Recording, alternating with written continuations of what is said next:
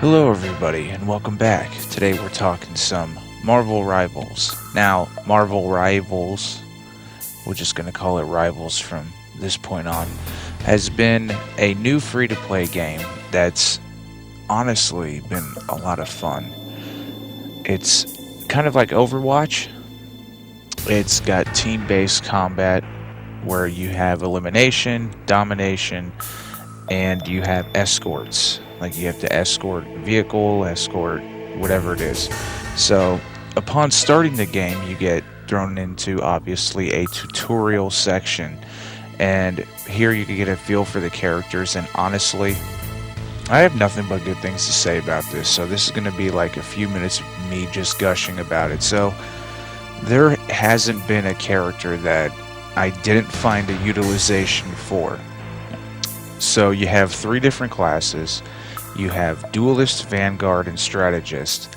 And Duelist obviously has the most class slots, meaning has the most characters. I mean, that was going to be obvious, but it's just the way that everything is styled. It's really nice. Each character has a value, and each character, I feel, has advantages and disadvantages, things that you should watch out for, or things that you could get away with certain characters. It's a lot of fun.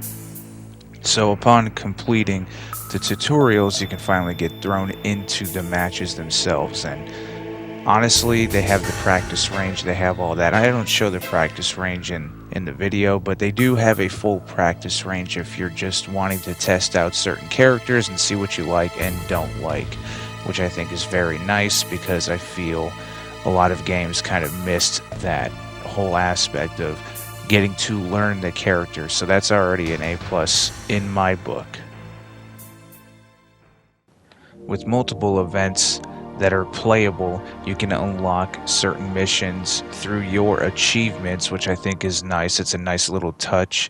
So here I show the different combat styles as well as one of the event ones, and you can participate in it. I didn't do much because I was horrible. As you can see, the roster is stacked, and you can even check each character's ability if you have an interest in that character. So from character strategy to player strategy to team strategy, this game has it all. Whether you're going in a team deathmatch scenario, whether you are escorting, whether you are playing domination, you still can take into effect that there is going to be strategy to be had. For most of the matches, it's 5-on-5. However, I believe for domination, it's 6 versus 6 or 7. But there is a lot of things you can do. So if you see certain teammates are choosing certain characters, you can align your character that you choose to match their synergy, whether it gives you a defensive boost, whether it gives you a shield boost, whether it gives you a health burst when you're critical. Rocket is good for that, and Rocket's been my homeboy. You know, as I've progressed through the game, I found that Rocket has been my A+. So if you have the characters of the Guardians of the Galaxy in one group, so if you have like Star-Lord, Rocket, and Groot, then you would get a buff to the character. But it's not just limited to one series. So if you have, I believe, Winter Soldier, Captain America, and Rocket, then you would get a boost as well. So really, it's just playing on that synergy. But if you don't want to worry about synergies, if you don't want to worry about who your teammates are, then you could also just fly solo and play who you want to play as. I mean, you don't necessarily have to play into the synergies, they just give you an added boost. But if you're just wanting to play as your favorite character and enjoy the game, I say why not? I mean, that's why the characters are there. Which is another point I want to bring up. I do like that the whole roster is available and isn't like how most free-to-play games are, where they have, say, a set of 3, and then they would just kind of rotate the selection each week. Like, I'm not a fan of that. Multiverses did that, and while I didn't mind because it was more of a brawler style game and you could kind of get used to the other characters, it does make it, you know, kind of difficult once you start finding your groove with the character to constantly have to switch and then, you know, pay to unlock that character. So here you have each character free to play, but The only thing that you do have to buy are these separate avatars, as in, you know, just customization avatars as far as your banner and all that. Banners, actually, that too. And I believe titles are a thing, but I'm not entirely too sure. Like I said, I'm not too far into it, and I've just been focusing on the gameplay itself, like the mechanics of the game, not so much the in-depth of the cosmetics and anything like that, but cosmetics of the characters you would have to unlock as well. But some of them can be done through achievement, which is nice. So not everything is blocked in a paywall. You can do things through season pass updates, like as far as how far you accelerate your level in the season pass, and then you can do different achievements to unlock coins, which could unlock your cosmetics, banners, avatars, things of the like, which I love that. I love that a lot of this stuff is unlockable. Obviously, they're going to have premium stuff that you need to buy, and that's fine. It is free to play, and I understand they have to make their money, so it's not anything that I'm upset about. But I do love that there's a lot of stuff to be unlocked. Now, I did mention, as you can see, the game is like Overwatch. I mean, you can clearly see the similarity. There's a lot of similarity between that and this, which is fine. I don't see a problem with it. I think it's done very well. And I haven't really noticed any defects with the game, like any bad glitches, any game-breaking effects. I know here I'm kind of like hovering over the roof, but that was done intentionally, and you're not supposed to get up there. I was just messing around.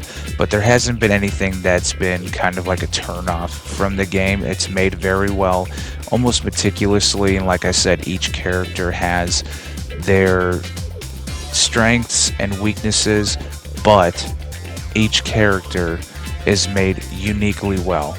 So you could just run amok with whoever you want to be once you learn the patterns. That's the most important thing. They do have a difficulty scaling for each character, although I didn't really pay attention to that, you know. I just wanted to play the game. So I did start with one of the characters that was more difficult to play at first. I believe I started with Luna Snow, which I think she's rank 4 or 5. And I just was throwing myself into it without any thought process of it. And Spider-Man is actually one of the most difficult characters as well, which you saw that the first match that I actually ran in the game, because I wanted to show like the first couple of matches, they're just going to be in super speed basically, and I wanted to show kind of like showing the first few that I played and the progress that came with it, because it's not always going to be perfect the first time around. Games like this, they take time to learn. It's almost like a craft. You have to kind of craft your skill in this game, kind of like choose how you want to approach it. So you have characters that are obviously like firepower, like Rocket. You have up close and personal, like Captain America or Hulk, which Hulk is interesting too, because there's also the Bruce Banner as well, because either when you run out of health as Hulk, you'll transform into Bruce Banner, and I guess have to work towards changing to Hulk. I haven't played as Hulk, because once I found Rocket, it was just immediate. It was fantastic. Fantastic. No, but seriously, I really didn't test each character out. I didn't like sit there and do a super analysis. Like I said, I wanted to get a generalization of the gameplay and get an idea of it. So I ran through each tutorial. I did it twice over in case there was things that I missed, things that were said in dialogue that I missed, and I wanted to run through. I probably ran through 10 matches maybe before I went and made the video, and with that I cycled through maybe about 5 or 6 characters. There's actually a point in this whole video as a whole where you could see where I swapped from like Spider-Man to Star-Lord to whoever, and I have tried other characters since. Before recording my voice onto this, I have tried a few more characters, and I can say with full confidence that each character is definitely unique. whether they're unique to the firepower they provide, unique to the strength, unique to their health or actually defense as well, unique to the powers. There's just so much to explore with this game and the characters involved and the synergies that, I mean, why wouldn't you play it?